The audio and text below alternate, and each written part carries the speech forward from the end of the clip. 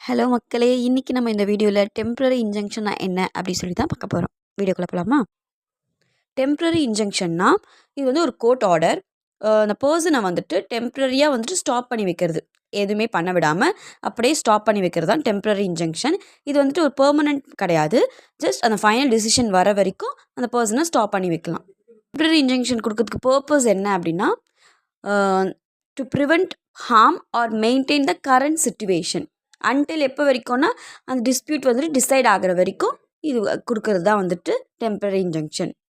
Okay, ஒரு story imagine பண்ணிக்கோங்க. ஏ ones land. B என்ன பண்ணுறாங்க? இல்லீகலாக அதில் கன்ஸ்ட்ரக்ட் பண்ணுறாங்க. ஸோ ஏ வந்து கேஸ் ஃபைல் பண்ணுறாங்க. என்னன்னு கேட்டு டெம்பரரி இன்ஜங்ஷன் கொடுங்க அப்படின்னு சொல்லி கேட்குறாங்க. ஸோ கோர்ட் என்ன பண்ணுவாங்க? டெம்பரரி இன்ஜங்ஷன் வந்துட்டு கொடுப்பாங்க. எதுக்கு? பியை வந்துட்டு அந்த லேண்டில் என்ன பண்ணக்கூடாது? கன்ஸ்ட்ரக்ட் பண்ண விடாமல் ரெஸ்ட்ரைன் பண்ணி வச்சுருப்பாங்க. அன்டில் எது வரைக்கும்? அந்த டிஸ்பியூட் வந்துட்டு டிசைட் ஆகிற வரைக்கும். ஸோ இதுதான் வந்துட்டு டெம்பரரி இன்ஜங்ஷன். ஓகே காய்ஸ், இது உங்கள் டெம்பரரி இன்ஜங்ஷன் உங்களுக்கு புரிஞ்சிருக்குன்னு நினைக்கிறேன். இதில் உங்களை நெக்ஸ்ட் வீடியோவில் சந்திக்கிறேன். Tata bye, see you.